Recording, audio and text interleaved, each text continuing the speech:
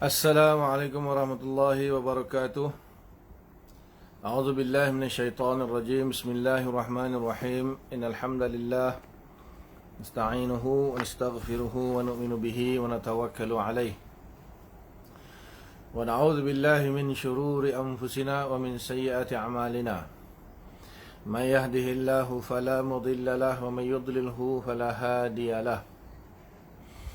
أشهد أن لا إله إلا الله وحده لا شريك له وأشهد أن محمدا عبده ورسوله اللهم صل على سيدنا محمد وعلى آله وصحبه أجمعين وبارك وسلم أما بعد بسم الله الرحمن الرحيم والعصر إن الإنسان لفي خسر إلا الذين آمنوا وعملوا الصالحات وتواصوا بالحق وتواصوا بالصبر صدق الله العظيم وقال رسول الله صلى الله عليه وسلم من سلك طريقا يلتمس فيه علما سهل الله له به طريقا إلى الجنة وكما قال صلى الله عليه وسلم.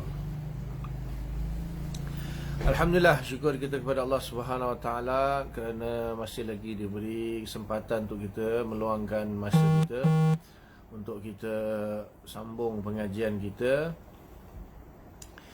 itu yang berkaitan dengan ilmu hadis berpandukan kitab Mishkatul Masabih karangan Imam Al-Baghawi dan Imam Khatib Tabrizi rahimahumullah taala. Dan kita mulakan dengan bacaan kita Al-Fatihah. Bismillahirrahmanirrahim. Ya kan.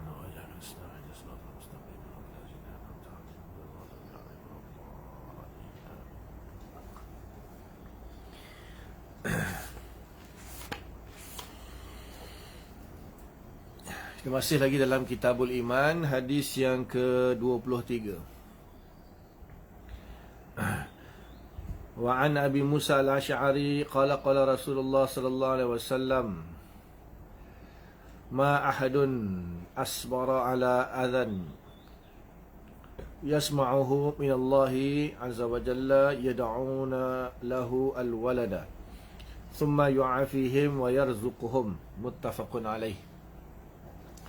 Hadis daripada Abi Musa al-Asy'ari radhiyallahu ta'ala anhu, dia berkata Rasulullah SAW telah bersabda ma ahadun asbara ala adhan yasma'hu min Allah azza wa jalla.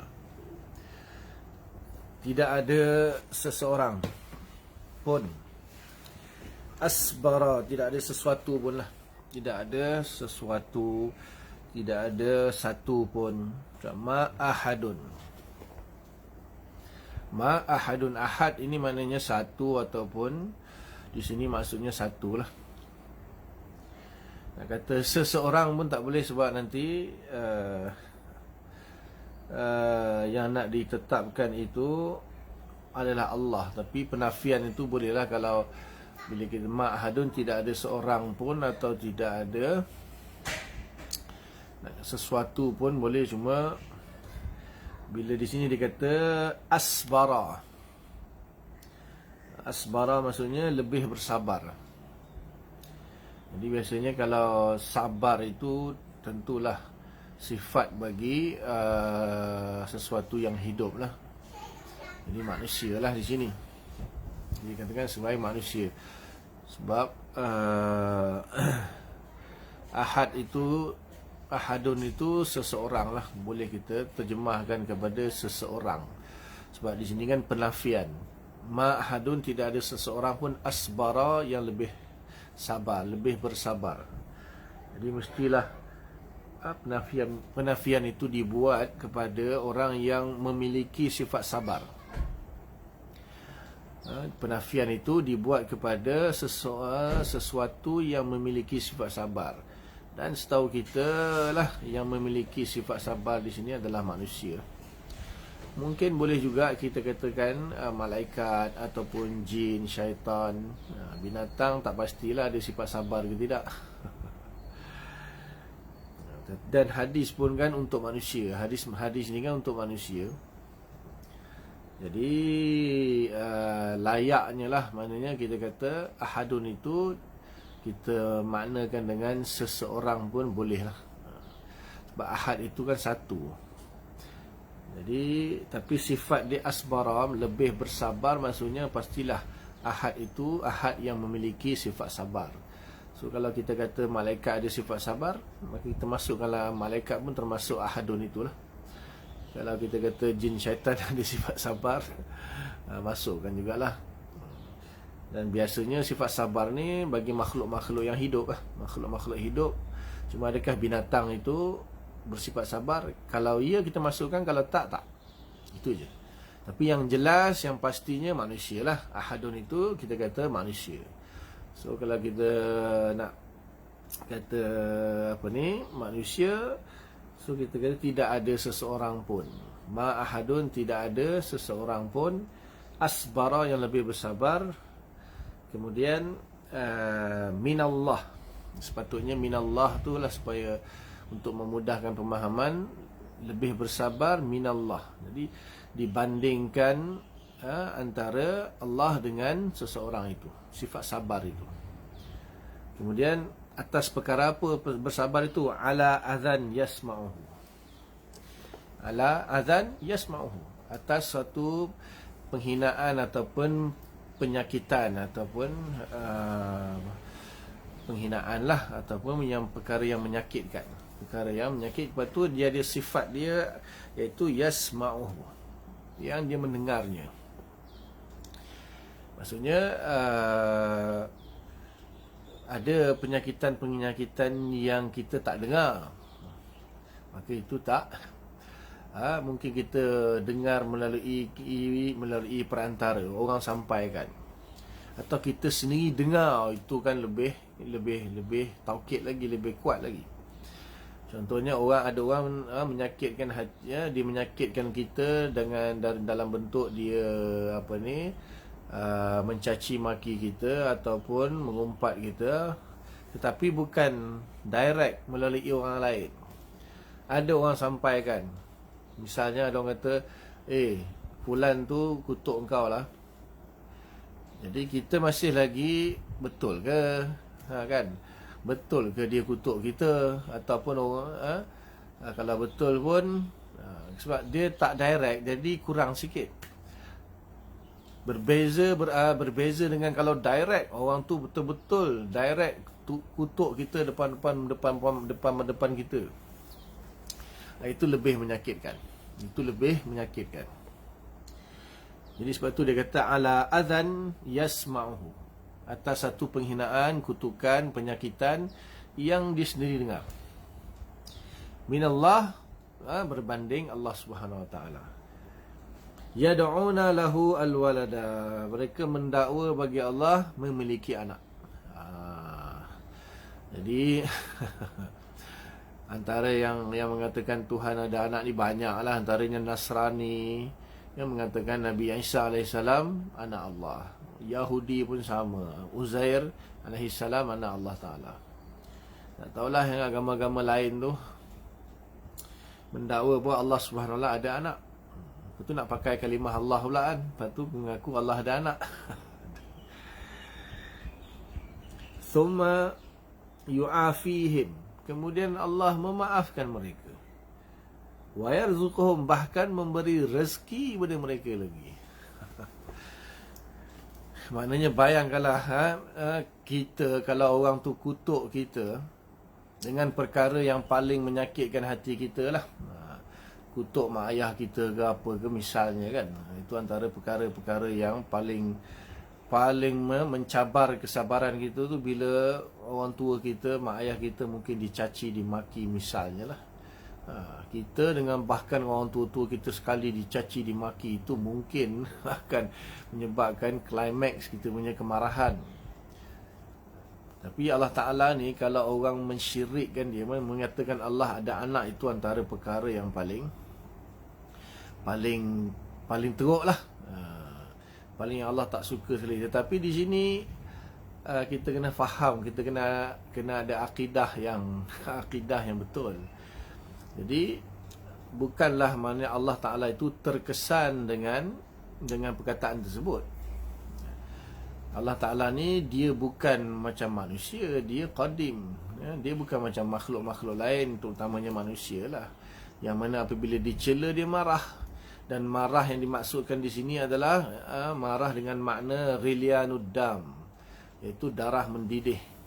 Itu antara tafsiran marah lah.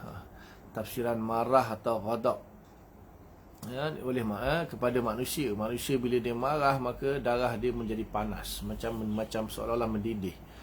Muka merah kan, marah. Dia ada kaitan dengan darah. Kalau marah ni dia ada kaitan dengan darah. Darah akan jadi panas, macam menggelegak, seolah-olah menggelegak lah, panas. Muka menjadi merah padam, sampai menggigil pun ada. Kalau menggigil tu dah kira menggelegak lah tu. Maksudnya ghilyaanud dam, yang menggelegak tu sebabkan terlalu tak tahan menahan marah tu. Ada orang sampai marah sangat sampai menggigil. Kan? Jadi adakah Allah Subhanahu Wa Taala begitu? Tidak. Tidak sama sekali. Na'udzubillah, hasya lillah, hasya wa kalla. Faham? Ya, Allah Subhanahu Wa Taala bukan macam tu. Di sini maknanya apabila Allah Subhanahu Wa Taala itu dilontarkan perkara-perkara yang Allah tidak sukai, seperti yang inilah antara yang paling ketaranya menganggap Allah Ta'ala tu ada anak, lahu walad. Maka bukanlah bermakna Allah marah tu Allah Allah bukan jisim, Allah Ta'ala bukan ada darah pun. Allah Ta'ala kan dia Allah Ta'ala. Yang sebenarnya kita belajar dalam akidah, suatu penting kita nak memahami hadis tanpa ada akidah yang betul, payah sikit. Terutamanya hadis-hadis yang berkaitan dengan akidah dengan Allah Ta'ala lah. Di sini kan kitabul iman. Kitabul iman semua kebanyakannya berkaitan dengan Allah Ta'ala. So kalau akidah kita belum faham betul akidah itu tentang Allah Ta'ala, dia akan datangkan bermacam-macam kekeliruan, syubhah-syubhah. Jadi bukan bermakna Allah Ta'ala tu marah sampai berubah. Tak ada apa pun. Allah Ta'ala tu qadim, tak berubah, maha sempurna. Ada sebab kita, bukan kita cakap ni sebab dia Asy'ariyah betul dia kata macam tu. Tak ada. Hadis, dalil. Nanti akan ada, tak tahu bila sampai ke belum, akan ada dalam, insya-Allah ada rasanya. Yang mana ya ibadi law anna awwalakum wa akhirakum wa insakum wa jinnakum kana ala afjuri afjuri qalbi wa ahadin minkum. Awal kamu, akhir kamu daripada manusia, jin, kana ala afjuri, maknanya paling fujur, paling jahat lah, paling jahat, macam iblis lah. Maknanya semuanya daripada awal sampai akhir, manusia dan jin semuanya jadi jahat macam iblis, kan?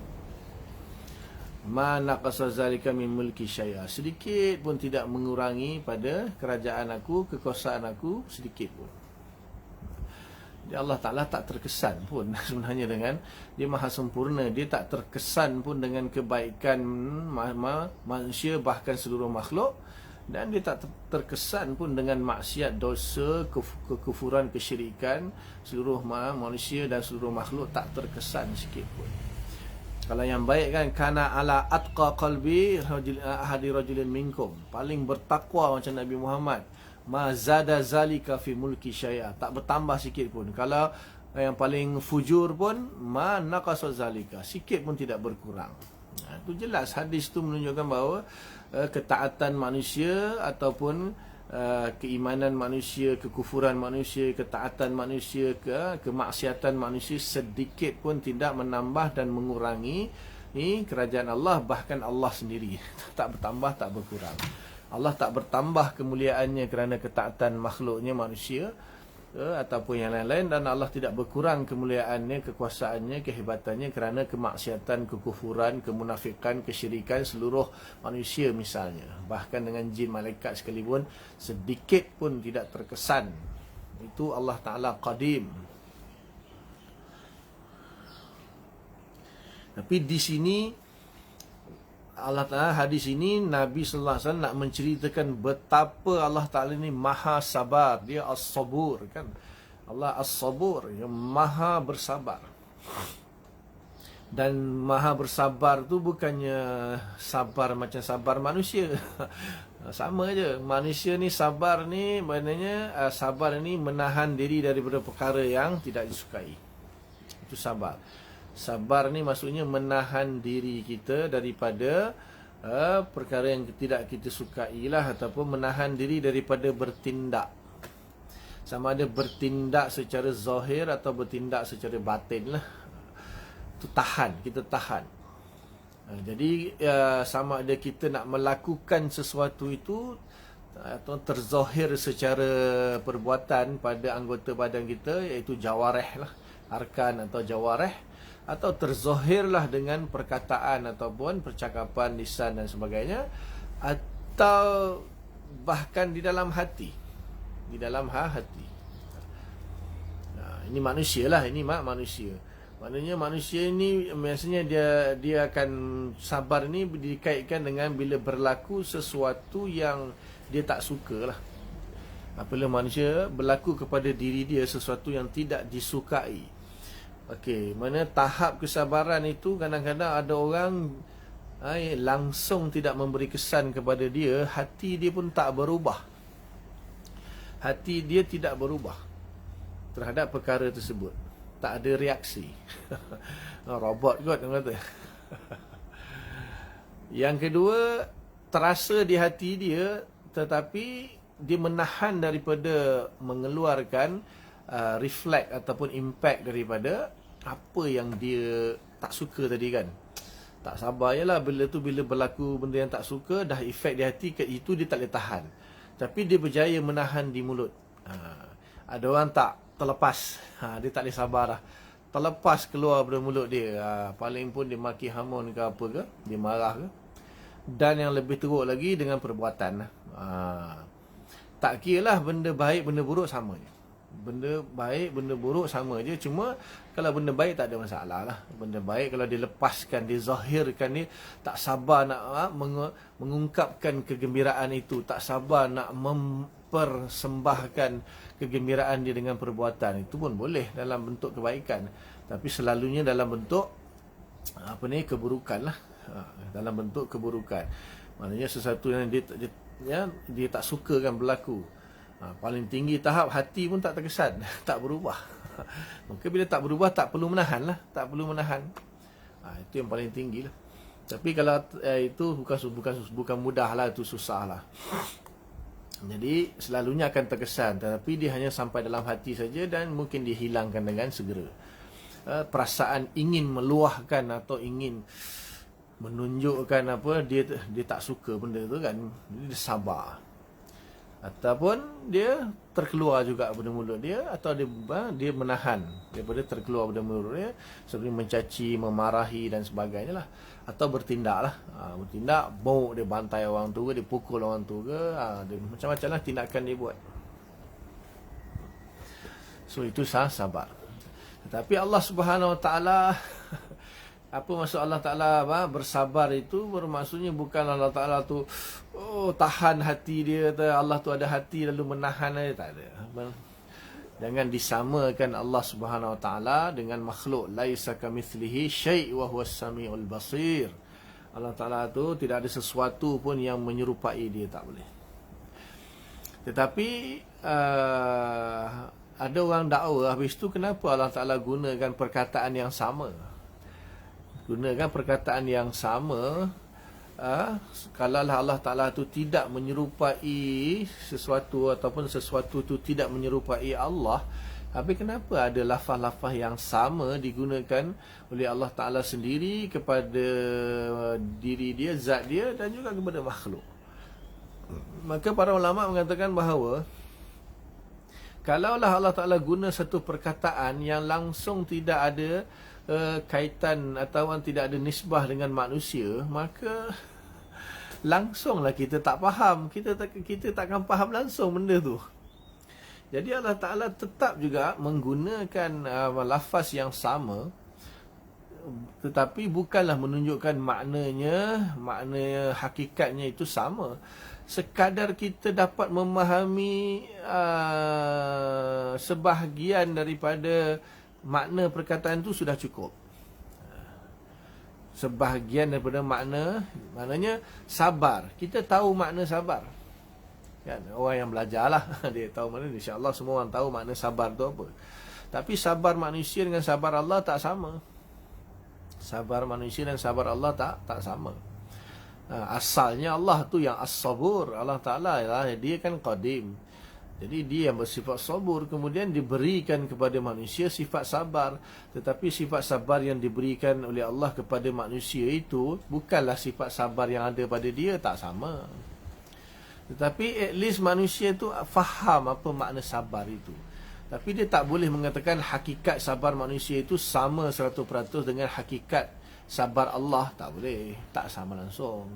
Tapi at least dia punya natijah ataupun ghayah dia, samrah dia, ghayah dia, natijah dia, impact dia, kesan daripada sabar itu, kita faham kan.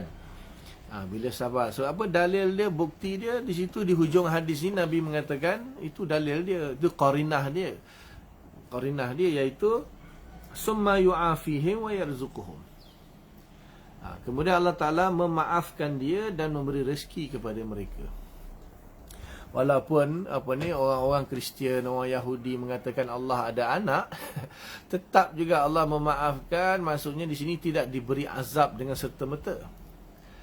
Dan kalau dah marah tu kan, itu tadi kan manusia kalau marah dia bertindak dengan perbuatan kan.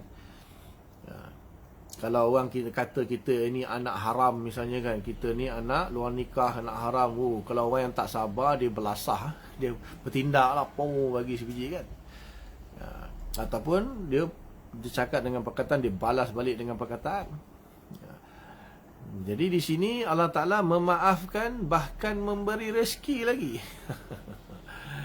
Itu yang Nabi kata, tidak ada yang lebih bersabar daripada Allah Ta'ala. Maknanya ma ahadun asbara, tidak ada seorang pun yang lebih bersabar minallah, daripada Allah. Di hadis ini nak menunjukkan bahawa Allah Ta'ala tu maha sabar. Dan kesabaran Allah tu bukanlah kita faham hakikat sabar Allah Ta'ala tu, tetapi kita faham kesan dia. Kesan daripada sifat sabar itu ialah Allah Ta'ala memaafkan, bahkan memberi rezeki lagi kepada orang yang memperdengarkan perkataan-perkataan yang paling Allah tidak sukalah, iaitu mendakwa Allah ada anak dan sebagainya. Faham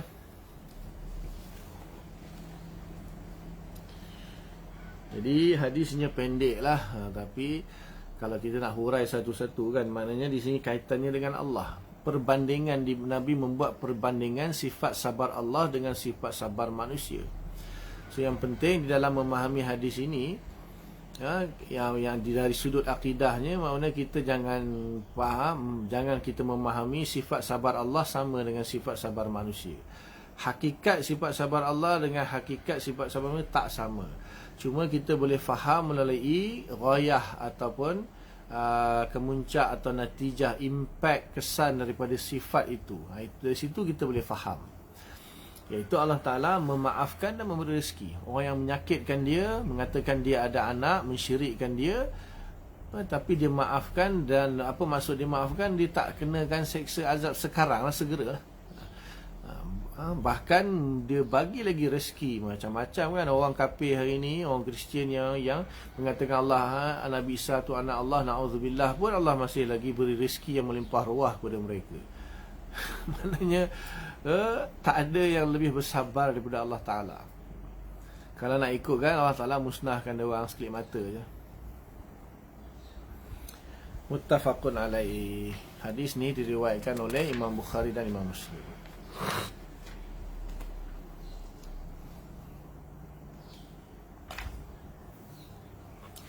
Hadis seterusnya.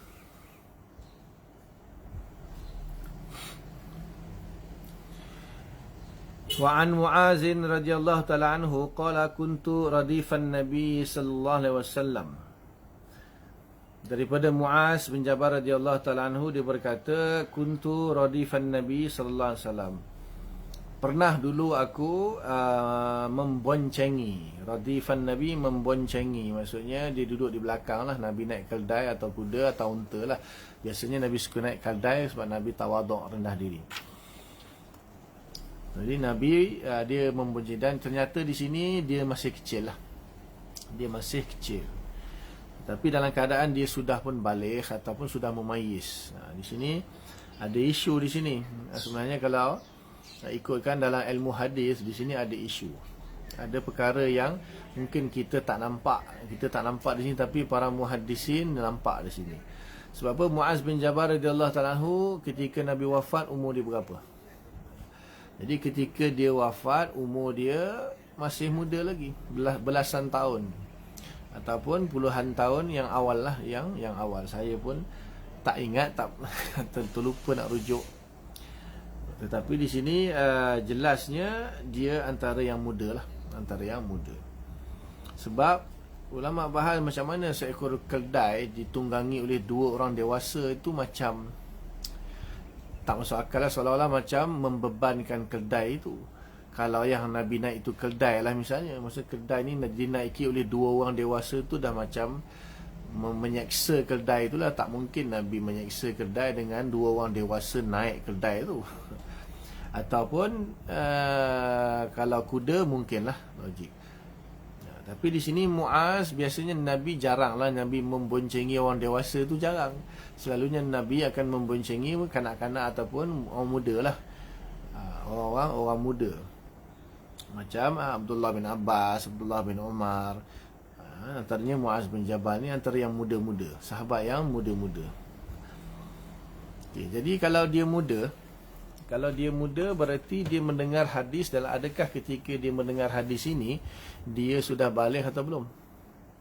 Ketika dia mendengar hadis ini dia sudah baligh atau belum? Sudah mumayyiz atau belum? Kalau dia belum baligh berarti sekurang-kurang dia mesti mumayyiz. Kemudian ketika dia menyampaikan hadis itu lain. Mendengar dengan menyampaikan tak sama. Jadi ketika ini kan dia sebutkan qala kuntu radifan nabi. Kuntu tu maksudnya aku dulu pernah memboncengi Nabi. Bermakna ketika dia memboncengi Nabi itu maknanya dia masih muda lah. Adakah ketika dia sudah mumayyiz atau sudah baligh? Itu perlu dikaji lah.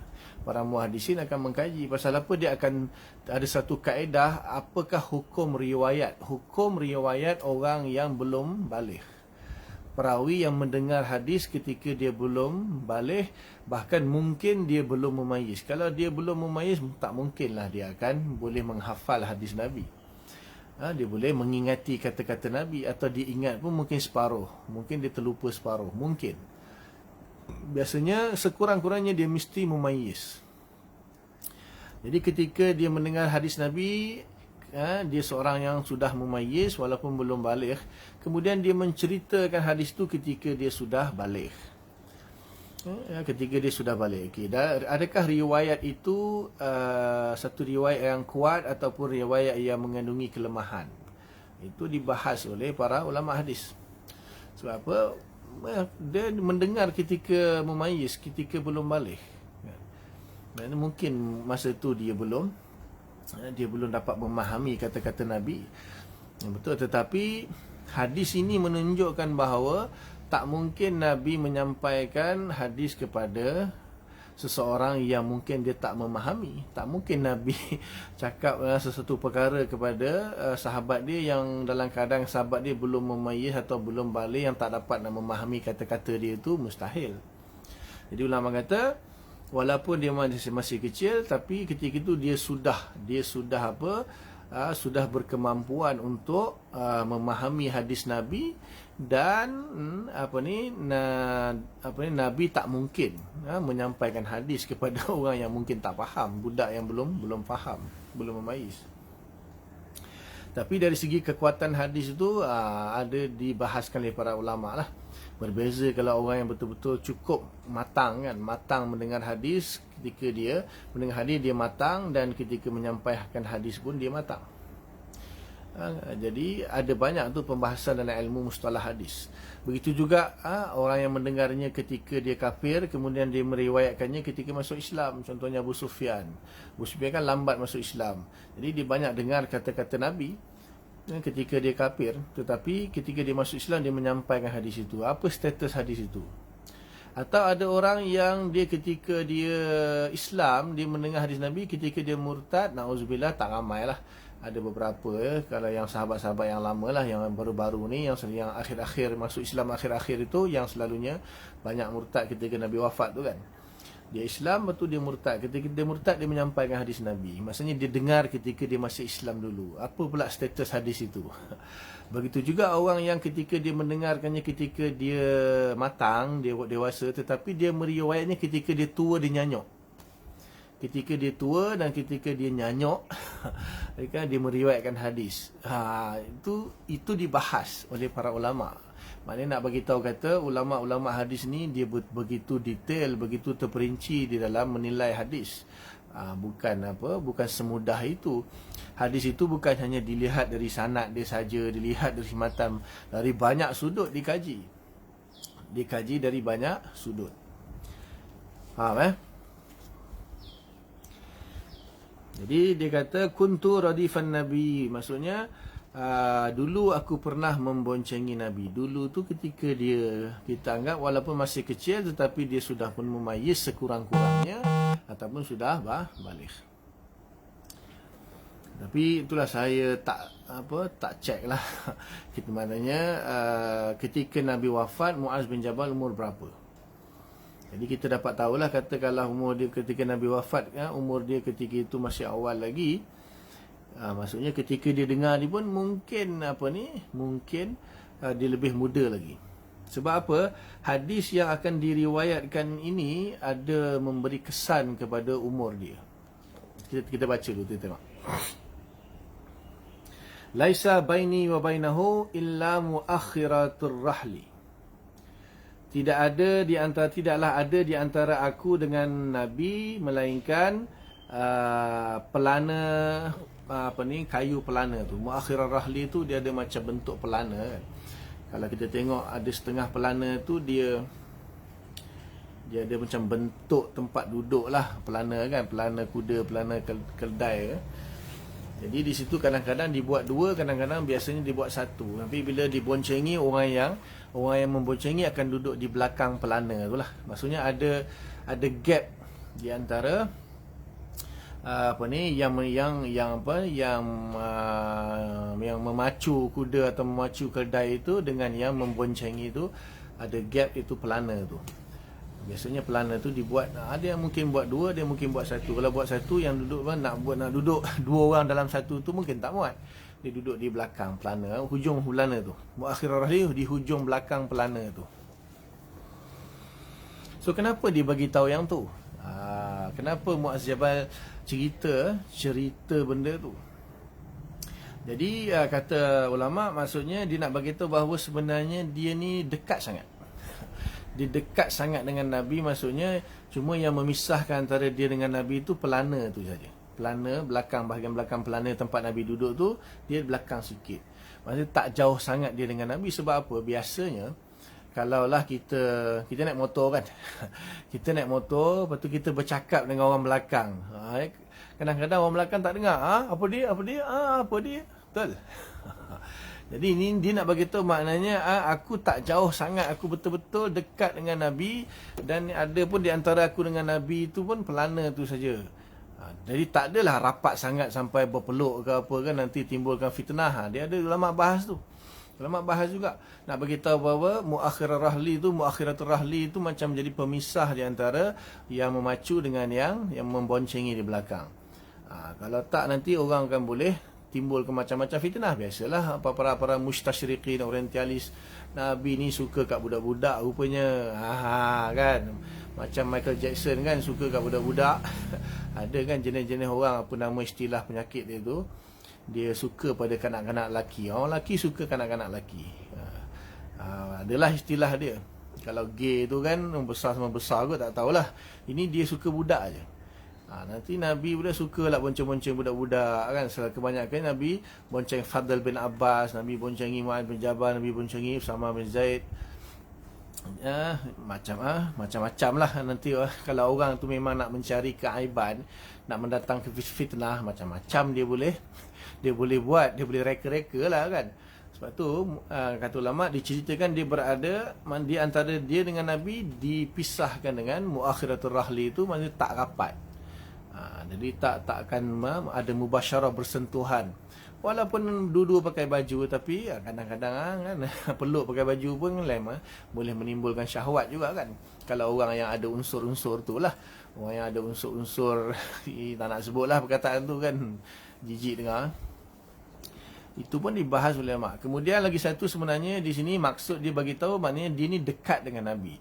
Maksudnya tidaklah dia ni macam dengar tak dengar apa yang Nabi cakap. Sebab dalam keadaan membonceng, kita boleh bayangkanlah kita naik motor duduk depan, kawan kita duduk belakang, kita cakap dengan kawan kita, agak-agak dia dengar tak? Kalau laju memang tak dengar. Kalau bawa laju memang tak dengar. Apa kat belakang tu kan, aku tolong ni, apa dia tak dengar. Tapi di sini mungkin pelan lah, Nabi bawa pelan-pelan saja, dan dia pun berada di belakang mendengar perkataan Nabi. Faqala, maka Nabi SAW bersabda, ya Muaz, wahai Muaz, atadri ma haqqullahi ala ibadihi. Apakah kamu mengetahui apakah hak Allah ala ibadihi, ke atas hambanya? Wa ma haqqul ibadi ala Allah, dan apakah hak hamba ke atas Allah? Okey, di sini ada setengah ulama kata ini adalah majaz. Ini adalah majaz ataupun kiasan saja. Sebab apa? Hakikatnya Allah Ta'ala tidak perlu pun menunaikan hak manusia yang ada pada dia. Maksudnya manusia ni tak ada hak langsung. Maksudnya siapalah manusia ini, dia ada hak yang Allah Ta'ala perlu tunaikan hak dia. Tak ada langsung. Hakikatnya tak ada. Yalah, kita diciptakan oleh Allah, kita diberikan segala nikmat oleh Allah, semuanya Allah bagi. Tiba-tiba kita kata, ya Allah, aku ada hak, kau kena tunaikan hak aku. Ada ke? Tak mungkin. Tak mungkin. Tak layak lah. Tak layak kita ni, kita nak menuntut, ya Allah, aku ada hak, kau kena tunaikan hak aku. Tak layak. Kata setengah ulama, kita tak layak untuk kita kata kita ni ada hak. Apa kita? Siapa kita ni? Kalau kita tak diciptakan oleh Allah Ta'ala, kita pun tak wujud. Kita tak wujud. Tiba-tiba kita kata, aku ada hak, Allah kena tunaikan hak aku. Iya ke? Tapi di sini kata ulama, ala sabilil mubalaghah ataupun ala sabilil musyakalah. Dalam ilmu balaghah, ilmu sastra Arab, ilmu balaghah, ini dipanggil bab, kata Imam Nawawi, ini bab musyakalah. Musyakalah tu maksudnya menggunakan dua lafaz yang sama, nisbah kepada Allah, nisbah kepada manusia. Banyak dalam Al-Quran. Dalam Quran ini dipanggil gaya bahasa lah, gaya bahasa musyakalah. Walaupun hakikatnya tidak. Hakikatnya tidak ada. Contohnya, yadullah fawqa aidihim. Tangan Allah atas tangan mereka. Jadi kalau kita terjemahkan, jadi tangan lah. Yadullah, tangan Allah. Fawqa aidihim, atas tangan-tangan mereka. Ini nanti orang faham, oh Allah ada tangan. Allah ada tangan. Ini dipanggil musyakalah. Begitu juga di sini dia kata, atadri ma haqqullah ala ibadihi wa ma haqqul ibad ala Allah. Hak dengan hak. Hak Allah ke atas hamba, hak hamba ke atas Allah. Ini musyakalah juga. Musyakalah. Sebab apa? Kita tak ada hak yang perlu Allah tunaikan, tak ada. Kita ni siapa? Kita nak menuntut hak kepada Allah Ta'ala. Ya Allah, aku dah hak, kau kena tunaikan. Kita siapa? Kita ini diciptakan oleh dia, tiba-tiba kita rasa, oh aku ada hak. Dan banyaklah contohnya Nabi Isa AS kan dia kata, ta'lamu ma fi nafsi wa la a'lamu ma fi nafsik.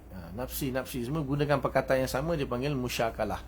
Dalam ilmu balaghah dipanggil babul musyakalah. Sebab apa? Hakikatnya tak. Kita memang ada hak Allah yang perlu kita tunaikan. Hak Allah yang kita perlu tunaikan tu jelas. Sebab apa? Dia cipta kita. Dia cipta kita, dia beri kita segala nikmat, maka betapa banyaknya hak Allah yang perlu kita tunaikan. Tetapi kita tiba-tiba pula kita kata, ya Allah, aku ada hak, kau kena tunaikan hak aku. Tetapi di sini Nabi sebut, ini mubalaghah lah, sabilil mubalaghah atau musyakalah. Okey, hak tu apa dia? Hak al-haqqu tu apa dia? Haqqun ataupun al-haqqu tu apa dia? Banyak. Al-haq tu ada makna banyak. Di sini kita kata ada dua makna lah. Ada dua makna. Satu, hak bermakna wajib. Salah satu daripada makna hak itu bermakna wajib. Bermakna wajib. Satu lagi hak bermakna al-jadir ataupun asas. Bagi satu asas atau usul. Asas ataupun usul. Banyak makna hak. Hak ni banyak. Ataupun antara maknanya benar pun boleh. Atau maknanya benar. Nanti ada pula yang membezakan. Ada apa beza makna hak dengan as-sidqu dengan al-haqqu. Sebab as-sidqu pun benar, al-haqqu pun benar. Panjanglah nak bahas itu, tak apa. Di sini sebab apa ada dua Allah gunakan hak. Sebab apa bila ada hak Allah ke atas manusia dan hak manusia ke atas Allah, dia tak sama makna dia, tak boleh. Kalau kita kata hak wajib itu, jadi di sini hanya berlaku wajib ke atas manusia untuk menunaikan apa yang hak yang ada pada Allah. Jadi tak sebaliknya, wajib Allah menunaikan hak manusia, tak boleh. Itu tak ada kewajipan bagi Allah. Kecuali Mu'tazilah lah. Kalau ada satu kelompok dulu namanya Mu'tazilah, mereka ni mengisbatkan kewajipan bagi Allah. Wajib bagi Allah Ta'ala berbuat sekian. Wajib bagi Allah memberi pahala kepada orang yang taat. Wajib bagi Allah memberi syurga kepada orang mukmin yang taat. Wajib bagi Allah memasukkan orang kafir dan neraka. Wajib. Semuanya Allah ada kewajipan semua. Kita tak ada. Ahli sunnah wal jamaah tidak ada. Allah Ta'ala tidak ada. Kita tak boleh mewajibkan Allah Ta'ala. Kita siapa nak mewajibkan Allah Ta'ala?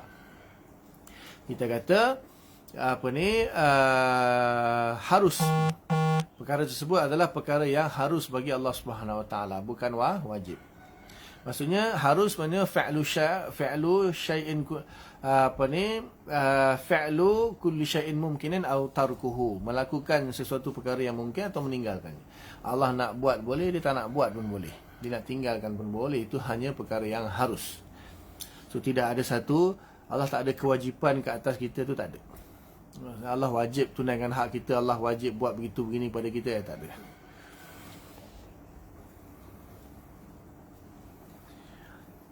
Jadi Nabi tanya kepada Muaz bin Jabal, tahu tak engkau hak Allah ke atas manusia dan hak manusia kepada Allah? Qultu Allahu wa rasuluhu a'lam. Maka aku pun menjawab, adapun Allah dan Rasulnya lah yang lebih mengetahui. Di sini Nabi tanya. Bayangkan kalau kita tengok Nabi pergi tanya dekat budak, lepas tu benda yang budak tu pun tak tahu apa. Ataupun ni budak muda lah, Muaz masih muda, kan? Itu nanti dulu. Sebab dia janji kemudian. Okey. Di sini Nabi bertanya kepada Nabi sekarang ni nak bagi tahu ke atau nak tanya ke, nak apa sebenarnya, kan? Jadi nampak tu, maknanya salah satu daripada cara untuk kita menarik perhatian, untuk cara Nabi ni nak mengajar kita cara nak menarik perhatian seseorang tu dengan kita bertanya kepada dia. Kau tahu tak? Sebenarnya kita tahu dah orang tu tak tahu. Kita tahu yang dia ni tak tahu, kita nak bagi tahu dia. Jadi ada cara kita teruslah bagi tahu, kan. Ini tak kita kau tahu tak? Kau tahu tak? Ni aku beritahu kau. Mesti tak tahulah. Ni aku beritahu kau. Sebenarnya dia nak bagi tahu je, tapi dia nak menarik perhatian orang tu. Dia kata, kau tahu tak? Nabi kata, atadri? Apakah kamu tahu? So maka Muaz menjawab, wallahu rasul alam. Allah dan Rasul lebih mengetahui, dia tak tahu, kan. Dan banyaklah makna jawapan sahabat Allah Rasul alam tu banyak hikmah di sebaliknya. Maknanya sahabat dia tak berani nak kadang-kadang dia dah tahu pun dia tak berani nak jawab. Pasal apa? Kemungkinan apa yang dia tahu tu salah ataupun mungkin sudah berubah dia punya pengetahuan dia tu, mungkin. Lepas tu dia akan serah. Dan dia faham Nabi tanya tu bukanlah Nabi nak tanya dia siapa. Nabi tanya kita nak buat apa? Nabi tanya Nabi siapa yang lebih tahu. Dan soalan yang ditanyakan tu hak Allah kepada kita dan hak kita kepada Allah. siapa yang lebih mengetahui selain daripada Nabi? Jadi dia pun faham Nabi bertanya tu bukan Nabi nak tahu jawapan. Nabi nak bagi tahu. Maka dia beritahulah sesungguhnya Allah dan Rasul tu lebih mengetahui. Dia tak jawab, ya Rasulullah, kau tanya aku buat apa? Kau kan lebih tahu, takkan kau tanya aku, manalah aku tahu. Dia tak jawab macam tu kan. Betul Allah telah meriwayatkan? Tak ada. Allah tak mewajibkan. Kita tak katalah Allah mewajibkan dirinya. Kita kata secara syarak. Secara syarak Allah Ta'ala akan melaksanakan janjinya. Secara syarak Allah Ta'ala akan melaksanakan apa yang telah dia janjikan. Jadi bahkan secara akal kita mengatakan, kita melihat kepada, dipanggil dalam bab akidah ni panjang bahasanya, iaitu benda yang lizatihi dengan li ghairihi. Dipanggil hukum ni lizatihi dan hukum li ghairihi. Ada perkara itu dilihat kepada perkara itu. Contohnya Allah Ta'ala nak memberikan pahala kepada orang yang taat, ataupun memasukkan ke dalam syurga orang yang taat. Perkara itu, iaitu orang beriman tu masuk syurga atau tak masuk syurga atau masuk neraka, itu benda bukan wajib. Perkara itu bukan wajib. Perkara itu sendiri, zat perkara itu bukan wajib. Zat perkara itu harus. Maknanya orang beriman, dia masuk syurga pun boleh, dia masuk neraka pun boleh. Walaupun dia beriman, walaupun dia taat. Sebab benda tu bukan wajib. Perkara tu perkara. Satu lagi kita lihat kepada yang akan memasukkannya. Yang akan memasukkannya. Jadi siapa yang akan memasukkan orang tu dalam syurga? Apa dia masuk sendiri ke? Dia masuk sendiri ke? Allah Ta'ala yang akan memasukkan dia, maksudnya dengan izin dia lah. Allah Ta'ala akan memasukkannya. Kalau Allah tak izin, walaupun dia taat sekalipun, boleh tak boleh. Jadi kalau kita lihat pada zat benda itu, benda harus, tak wajib. Tetapi Allah Ta'ala, dia akan memasukkan orang itu bila sudah pun sabit dalam ilmu dia. Dan sudah sabit dalam iradah dia. Tapi dalam ilmu Allah, Allah sudah mengetahui orang ni akan masuk syurga. Dalam iradah Allah, kehendak Allah yang Allah berkehendak untuk dia masuk syurga, maka di situ wajiblah orang itu masuk syurga li ghairihi. Kita kata wajib secara syarak ataupun wajib li ghairihi. Sebab apa? Syarak itu mesti bertepatan dengan apa yang ada dalam kehendak dan ilmu Allah. Kecuali kalau kita kata syarak tu tidak menepati apa yang Allah kehendaki, tidak menepati apa yang Allah ketahui. Itu pembahasan panjang lagi tu. Adakah syarak itu, maksud syarak ni apa yang termaktub dalam Al-Quran lah. Apa yang termaktub dalam innallaha la yukhliful mi'ad. Sesungguhnya Allah Ta'ala tidak menyalahi janji dia. Betul? Jadi di sini, adakah yang termaktub di dalam syarak itu mesti bersesuaian dengan iradah Allah dan ilmu Allah? Itu pun perlu bahas panjang tu sebenarnya. Jadi kalaulah kita kata apa yang termaktub dalam Al-Quran, syarak itu sendiri memang bersesuaian dengan iradah Allah dan ilmu Allah, maka kita kata benda yang masuknya orang beriman ke dalam syurga tadi wajib li ghairihi. Wajib li ghairihi, disebabkan. Li ghairihi maksudnya dengan sebab lain. Li ghairihi dengan sebab lain. Li itu lam ta'lil lah, lam li ta'lil. Ta'lil maknanya sebab, dengan iaitu alasan lah. Jadi ada illah, ada sebab, ada alasan dia, iaitu li ghairihi. Kerana perkara lain, disebabkan perkara lain, dia wajib masuk syurga. Kerana apa? Perkara lain tu apa? Kerana sudah ada dalam syarak. Dan syarak itu bersesuaian dengan iradah Allah, bersesuaian dengan ilmu Allah. Maka dia akan masuk syurga wajib. Dari sudut tu. Tapi dari sudut kita lihat kepada dia tu, perkara itu sendiri dia masuk syurga dan dia tak masuk syurga, itu benda harus. Benda bukan wajib. Benda harus. Dia harus, atau dia panggil mungkin lizatihi. Ataupun jaiz lizatihi. Harus lizatihi. Zat benda itu harus, tak wajib dan tak mustahil. Tetapi oleh kerana syarak sudah mengatakan bahawa Allah Ta'ala kata orang yang beriman masuk syurga dan Allah tidak akan memungkiri janji dia, maka dia akan masuk syurga. Wajib li ghairihi. Faham? Dia sebab tu kalau kita faham akidah, selesai masalah. Maksudnya banyak perkara kita akan mudah memahami Quran hadis. Jadi orang yang tak faham akidah ni susah. Dia faham hadis Quran hadis dengan faham di sendiri. Tak ada asas, tak ada basic. Ikut suka hati. Yang paling teruk lagi yang faham literal. Yang memahami secara zahir, secara literal. Itu yang macam-macam kelompok keluar. Terjadinya bermacam-macam kelompok tu sebab orang tak ada asas, tak ada basic yang kukuh di dalam nak memahami sesuatu. Faham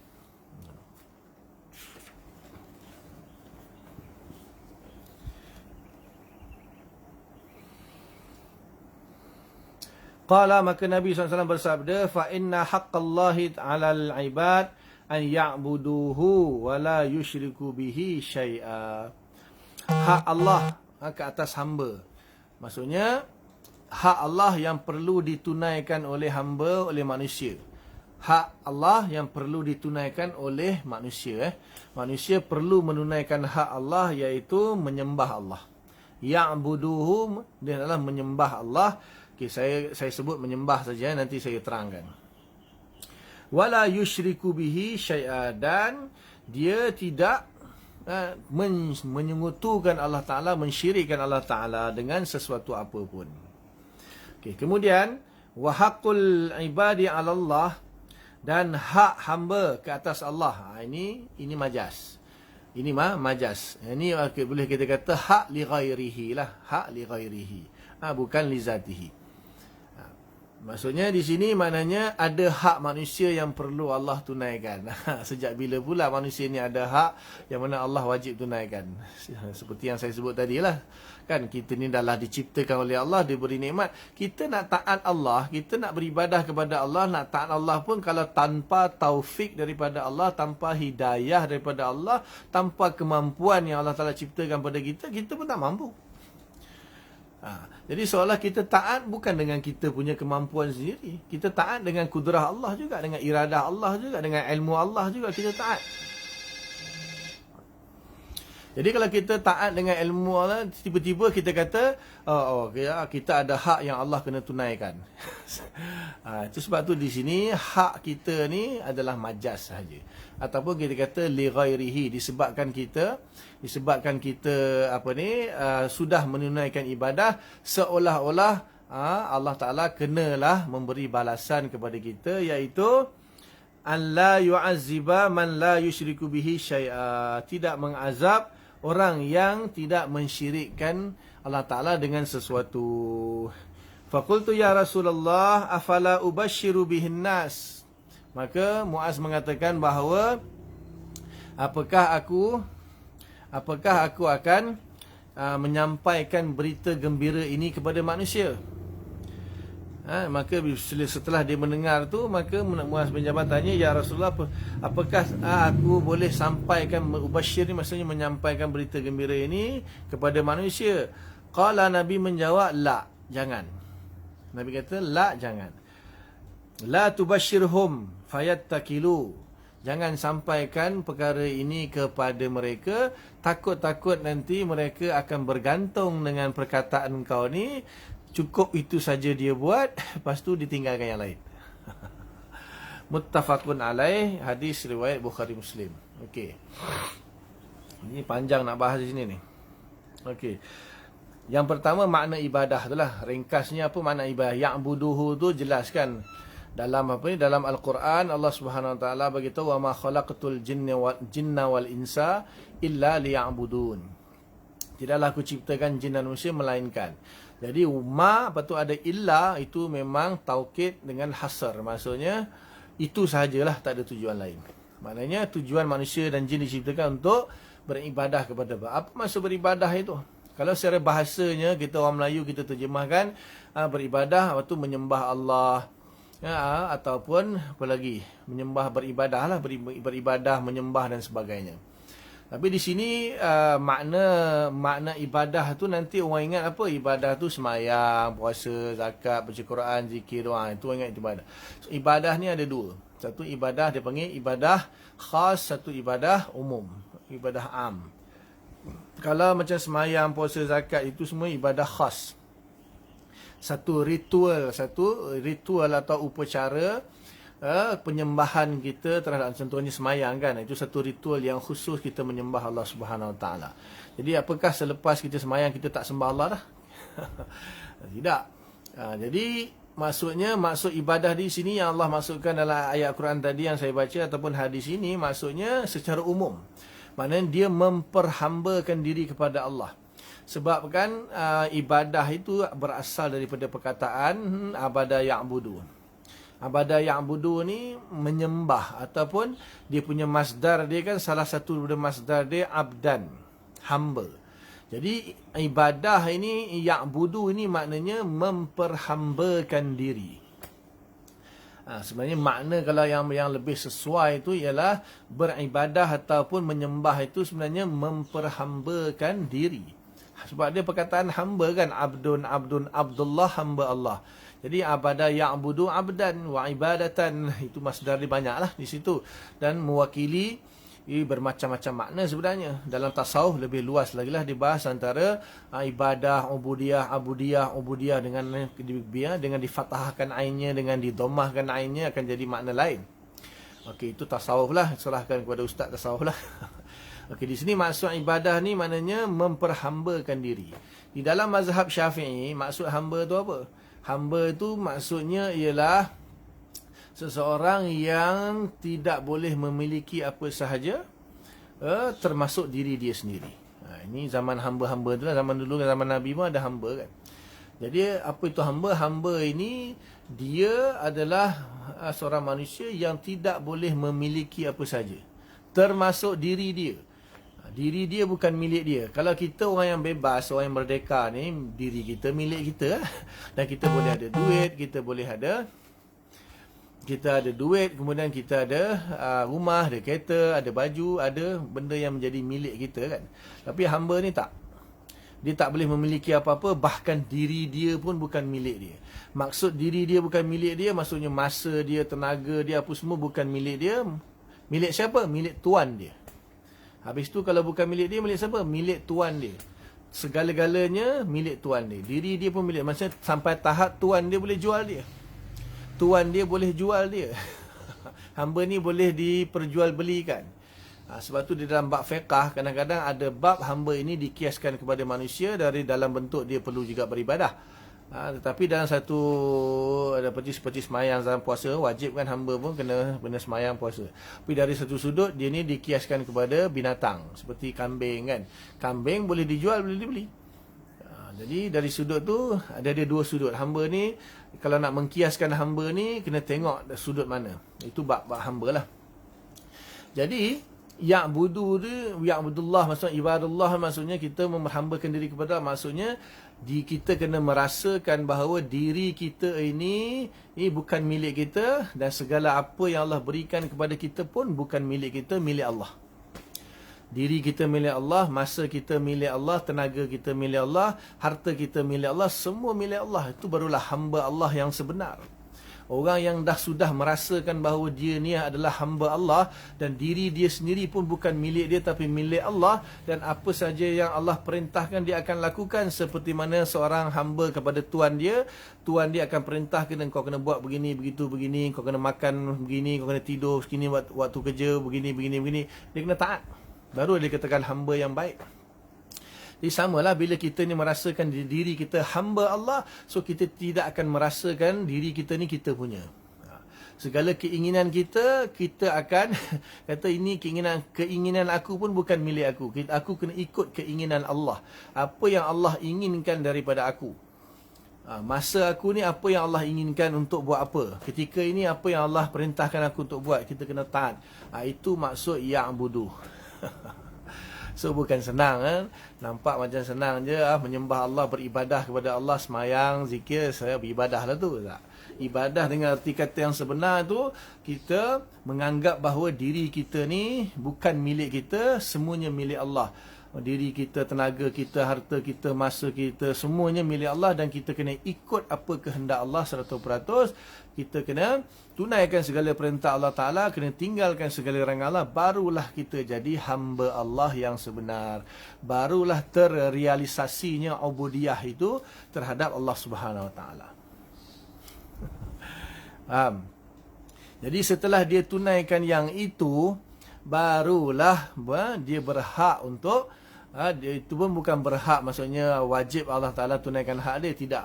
Maksudnya seperti mana Allah janjikan, Allah Ta'ala akan memberi dia balasan dan tidak akan tidak mengazab dia lah. Seperti di sini mana Allah tidak akan mengazab dia, dan Allah Ta'ala akan memberi syurga kepada dia lah. Jadi di sini Nabi beritahu bahawa hak yang ada pada hamba yang Allah akan tunaikan bukan kerana wajib, bukan kerana wajib, tapi kerana memang Allah Ta'ala sendiri yang memang berkehendak begitulah. Allah Ta'ala yang berkehendak begitu, iaitu akan tidak mengazabnya. Tidak mengazabnya kalau dia tidak mensyirikkan Allah dengan segala sesuatu. Di sini maknanya la yusyriku bi syai'an umum lah. Sama ada syirik khafi atau syirik jali. Syirik jali ni syirik yang menduakan Allah Ta'ala, kufur, syirik menganggap ada Tuhan selain Allah. Itu syirik lah, yang mana akan diseksa selama-lamanya lah. Tetapi satu lagi di sini syirik khafi, seperti riak, takabur dan sebagainya, itu dipanggil syirik khafi, syirik yang tersembunyi. Syirik ini tidaklah sampai tahap terkeluar daripada Islam. Jadi di sini Allah Ta'ala tidak mengazabnya ini ada dua makna. Satu, tidak mengazabnya selama-lamanya, ataupun tidak mengazabnya walaupun sekejap. Dia ada 3 kategori. Satu, yang langsung tidak mengazab selama-lamanya. Satu lagi, Allah Ta'ala azab dia, tetapi kemudian sampai satu tempoh dia akan dikeluarkan daripada neraka, dia akan dimasuk ke dalam syurga. Dan satu lagi, Allah akan mengazabnya selama-lamanya. Sini bila maksudnya orang yang tidak mensyirikkan Allah Ta'ala, Allah tidak azab, tidak bermakna tidak akan diazab langsung. Sebab tu Muaz kata, ya Rasulullah, bolehkah aku sampaikan berita gembira ni kepada manusia? Nabi kata jangan. Pasal apa? Nabi kata nanti dia orang dengar dan nanti dia orang akan berpegang dengan apa secara zahir, apa yang kau cakap tu, nanti mereka akan tinggalkan ibadah, tinggalkan solat, tinggalkan puasa yang lain. Sebab apa? Yang penting tak syirik kepada Allah. Takut orang salah faham. Yang penting tak syirik kepada Allah. Tetapi Nabi SAW memberitahu Muaz itu sebab Nabi tahu Muaz dia faham. Nabi tahulah. Nabi kan Nabi, dia ada mukjizat. Jadi dia boleh tahu. Maknanya kalaulah benda tu sendiri tak boleh bagi tahu kepada manusia, kenapa Nabi bagi tahu kepada Muaz? Kalau perkara tersebut tak boleh dia beritahu, kenapa Nabi bagi tahu kepada Muaz? Muaz pun manusia juga, betul? Kan pelik kan? Kalau kita bilang Nabi bagi tahu Muaz, lepas tu Muaz nak bagi tahu manusia lain, Nabi kata jangan bagi tahu manusia yang lain, nanti mereka akan berpegang kepada zahir hadis ni. Habis tu saya bukan manusia ke Nabi? Kan? Lepas tu sekarang hadis ni macam mana kita tahu? Kalau Muaz bin Jabal tak memberitahu kepada manusia, macam mana kita boleh tahu hadis ni? Macam mana hadis ni boleh sampai kat kita? Kalau Muaz tak bagi tahu kat orang lain, macam mana kita boleh tahu hadis ni, betul? Nabi pesankan jangan sampaikan hadis ni kepada manusia. Tapi hadis ni kita pun tahu, semua orang tahu hadis ni. Maknanya Muaz tak ikut cakap Nabi, melawan cakap Nabi. Nabi kata jangan sampaikan kepada manusia, tetapi hadis ni diketahui oleh semua orang. Itu ulama bahas juga tu, ulama bahas. Jadi sebenarnya macam ni, Nabi ada sebut tu kan, Nabi hujung tu Nabi kata la tubashhirhum fayattakilu. Jangankan kamu sampaikan berita ini kepada mereka, takut mereka akan berpegang. Yattakilu tu maksudnya berserah atau bulat-bulat je kepada hadis ni. Yang penting aku tak syirik, aku tak akan diseksa. Jadi dia tak semayang, tak apa, semua tak apa. Yang penting tak syirik kan. Jadi di sini ada qarinah lah di hujung tu, fayattakilu tu maksudnya Nabi bagi tahu dekat Muaz ini, maknanya Muaz faham. Muaz ni Nabi pernah memuji Muaz bin Jabal. Nabi pernah memuji Muaz bin Jabal dalam hadis yang lain lah. a'lamun nasi bil halali wal haram. A'lamun nas bil halali wal haram Muaz bin Jabal. Manusia yang paling alim, paling alim dalam bab halal haram ni Muaz. Manusia yang paling alim. Jadi maknanya apa Nabi cakap tu, kenapa Nabi kata Muaz ni paling alim dalam bab halal haram? Maksudnya Muaz ni orang yang bijak, orang yang pandai. Maknanya dia ni mampu untuk menguasai ilmu, boleh tahu kebanyakan ilmu. Maknanya dia ada satu kebijaksanaan lah, kepandaian. Jadi sebab tu dia faham apa yang Nabi kata jangan sampaikan berita ini tu. Maksudnya ketika manusia itu dia belum lagi faham akan makna hadis ini, maksudnya dia baru-baru masuk Islam misalnya, jangan sampaikan. Jangan sampaikan hadis ini kepada orang-orang yang baru masuk Islam. Tetapi apabila manusia itu sudah pun terbiasa dengan melakukan ibadah dan sudah ada ilmu yang mencukupi, apabila mereka mendengar hadis ini, mereka faham. Bukan bermakna di sini, oh yang penting tak payah syirik. Yang ibadah-ibadah lain, puasa, solat, haji, zakat, tak payah buat, tak apa, yang penting jangan syirik, tak. Mereka tak akan faham macam tu. Maknanya, sebab tu Nabi kata, fayat takilu tu maksudnya, hadis ini jangan sampaikan kepada orang yang belum sesuai. Sebab tu kan ada senali, kata-kata senali ni, iaitu kallimin nasa biqadri uqulihim. Kata-kata senali. Kallimin nasa biqadri uqulihim. Cakaplah dengan manusia itu berkadar dengan akal dia. Kalau kita cakap hadis ni kepada budak kecil kan, anak kita yang umur 10 tahun ke, jangan syirik tau, jangan syirik, nanti Allah kalau tak syirik selamat daripada azab. Jadi dia pun, oh yang penting tak syirik je. Tapi kalau kita cakap kepada orang yang dewasa, orang yang matang, orang yang sudah ada ilmu, yang sudah matang, dia akan faham. Maknanya bukanlah bermakna jangan syirik. Kalau kita tak syirik, Allah tak azab. Berarti kita bolehlah tinggal ibadah-ibadah yang lain, semayang bersusahkan, yang penting tak syirik. Orang yang bijak dia tak faham macam tu. Faham? Jadi situasi tu Muaz dia faham kenapa Nabi kata jangan sampaikan kepada manusia. Maksudnya jangan sampaikan kepada manusia yang belum bersedia untuk memahami hadis ini. Tapi dia sampaikan juga kan. Sebab tu kita tahu. Kalau dia tak sampaikan macam mana kita tahu hadis ni. Jadi kerana dia sampaikan juga, sebab dia kata sudah sampai masanya, aku tahu manusia sudah pun bersedia untuk memahami hadis ini. Lepas tu dia sampaikan juga, dan kita pun dapat tahu. Kalau dia tak sampaikan, kita pun tak tahu hadis ini. Betul Dan hadis-hadis yang semakna dengan ni banyak. Banyak lagi hadis-hadis yang semakna dengan ni, sampai tahap ada satu hadis ringkasnya Abu Hurairah pun ada menyampaikan satu hadis Nabi, yang Nabi kata siapa yang bersyahadat asyhadu alla ilaha illallah, dia akan masuk syurga. Jadi Abu Hurairah dia nak sampaikan hadis ni, itu dia minta sandal sebagai bukti yang Nabi yang sampaikan hadis ni. Sampai dekat Sayyidina Umar kata, kau nak pergi mana? Dia kata Nabi SAW telah bersabda begini, bahawa siapa syahadah kan tidak ada Tuhan selain Allah, Muhammad SAW akan masuk syurga. Sayyidina Umar kata jangan kau sebarkan benda ni. Lepas tu sampai dia tolak Abu Hurairah sampai terduduk, terjatuh. Abu Hurairah lari balik kepada Nabi. Sampaikan Nabi, Umar pun sampai. Dia mengadu kat Nabi, ya Rasulullah, Umar telah tolak aku sampai sampai aku jatuh. Dia tak bagi aku sampaikan hadis ni. Lepas tu Nabi tanya kat Umar, Nabi kata betul kan? Umar kata betul ya Rasulullah. Umar kata jangan sampaikan hadis ni kepada orang lain, takut nanti dia orang dengar, oh kalau macam tu sedap syahadah saja, lepas tu masuk syurga. So tak payah semayang, puasa, zakat, haji. Nabi kata benar.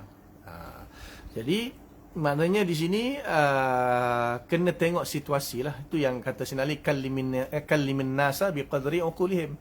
Cakap dengan manusia berkadar. Jangan kita sampaikan hadis-hadis kepada anak-anak kita macam ni, nanti dia ingat orang-orang yang belum bersedia nak memahami, kita kena bagi suruh dia beramal dulu, suruh semayang.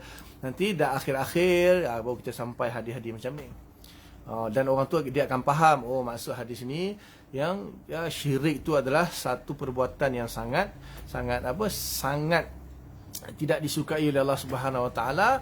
Maknanya asalkan tak syirik saja akan bahkan sebenarnya kalau ikutkan hukum, misalnya orang itu dia tak syirik kepada Allah, tetapi dia tak semayang, tak puasa, tak apa pun selamat. Tetapi maksudnya Allah tidak mengazabnya di sini, akan pergi kepada makna Allah tidak akan mengazab dia selama-lamanya. Kalau misal katalah dia berpegang dengan hadis ni kan, dia dengar, yang penting aku tak syirik. Dia memang tak syirik lah. Dia tak syirik kepada Allah Ta'ala, tapi tak semayang, tak puasa, tak semua kewajipan tak buat. Tapi dia buat semua kan, dosa-dosa besar semua dia buat. Tapi dia tak syirik saja. Itu pun dia tidak, maksud hadis ni tidak diseksa, maksudnya tidak akan diseksa selama-lamanya di dalam neraka. Pasti akan dikeluarkan, kan dia akan masuk syurga. Dan dibandingkan dengan kehidupan dalam syurga yang selama-lamanya itu, dengan dia diseksa walaupun ribuan tahun, jutaan tahun, itu seolah-olah tak ada apa-apa. Yalah, kita nak contohlah, kita bandingkan 60 tahun dengan 60 saat. 60 tahun ni contoh saja, 60 tahun dengan 60 saat lah, seolah-olah 60 saat tu macam tak ada lah. 60 tahun nak dibandingkan dengan 60 saat, seolah-olah 60 saat tu macam tak wujud. Jadi dia diseksa lama di neraka pun, tetapi setelah itu dikeluarkan masuk syurga, selama-lamanya masuk syurga, tak ada penghujung. Seolah-olah macam tak diazab. Seolah-olah macam tak diazab. Faham Wallahu ta'ala alam. Cukup rasanya. Setakat itu dulu apa yang baik daripada Allah Ta'ala. Apa yang tak baik, kelemahan saya lah, minta ampun pada Allah, minta maaf kepada semua. Mudah-mudahan Allah bagi taufik untuk kita faham, amalkan, sampaikan. Tangguh dengan kafarah majlis. Subhanallah bihamdika, nasyhadu an la ilaha illa anta, nastaghfiruka wa natubu ilaik. Subhana rabbika rabbil izzati amma yasifun, wa salamun alal mursalin, walhamdulillahi rabbil alamin. Assalamualaikum warahmatullahi wabarakatuh.